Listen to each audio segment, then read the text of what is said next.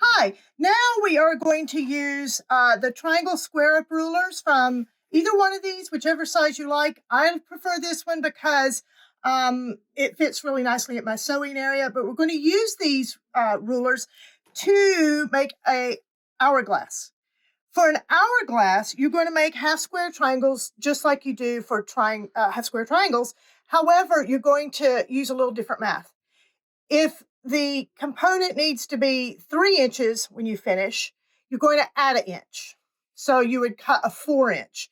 So my little 3-inch square I have here, it's going to make a little 2-inch hourglass. Now the hourglass, the challenge there is you want all the pieces to be exactly the same size. And again, you want those edges, those points to go out to the edge. So how do you do that? You start with, I'm making a 2-inch one. So I've got 3-inch squares. I make my half square triangle just like always. You're going to end up with a half square triangle. At this point, you are not going to cut it down. Okay, so I have my 2 half square triangles. And what I'm going to do is put them facing each other, opposite colors. So there's that side and there's that side.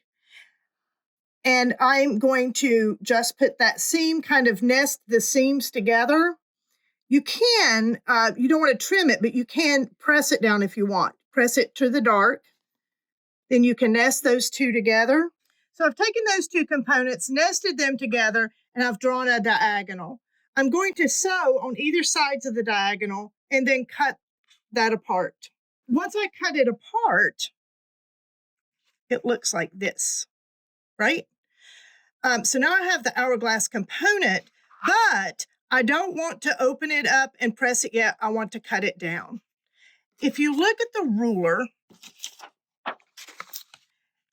I'm going to cut it down at 2 inches. So here's my 2-inch line. But do you see this vertical line? I am going to line that up with this vertical sewn line. So I'm going to put the 2-inch on my sewing line and then scooch it over till that vertical line is also lined up. And if you have to scunch around and wobble it till you've got it perfectly, then that's fine. And then I'm going to just cut that off.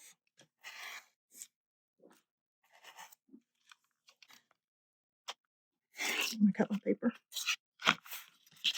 And then I'm going to put it upside down, put that 2-inch on your sewing line to get rid of the dog ears. And then I have a perfect hourglass. Now, let me show you something. You don't want to press this seam left or right because it's going to make it really bulky. If you take both sides and you twist it, that seam will pop open and it makes like a little 4 patch there.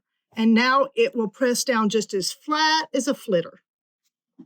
And so you can press it down nice and flat. And that is your hourglass component using the triangle square up ruler.